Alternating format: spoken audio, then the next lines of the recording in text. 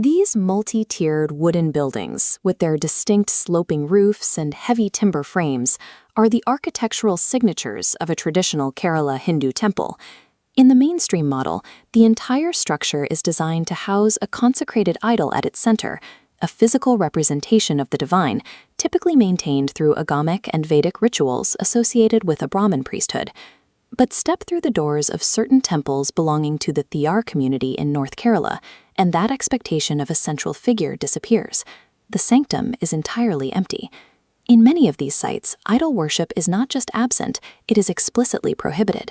The Arya Pumala Bhagavati tradition, for instance, maintains strict restrictions against any form of icon, imagery, or physical representation. While the outer architecture matches the familiar temple aesthetic, the interior is dedicated to an abstract presence, shifting the focus from viewing a deity to invoking an invisible one.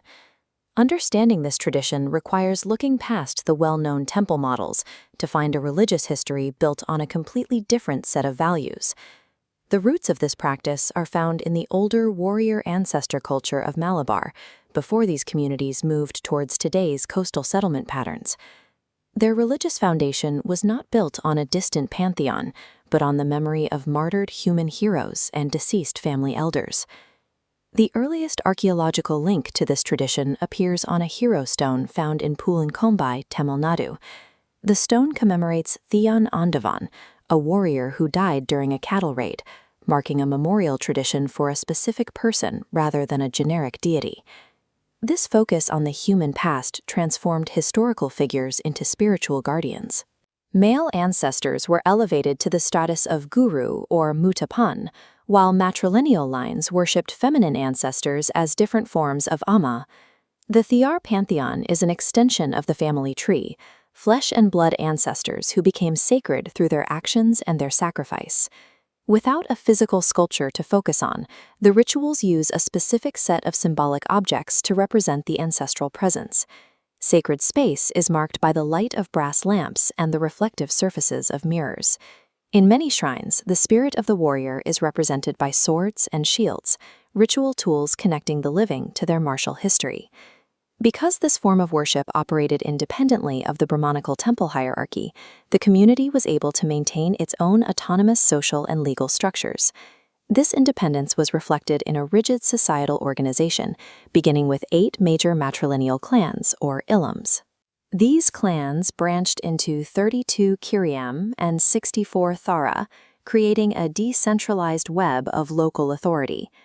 This structure allowed for a self-contained system of governance, where assemblies like the Kajakam and Kotil settled disputes and managed community affairs according to their ancestral traditions.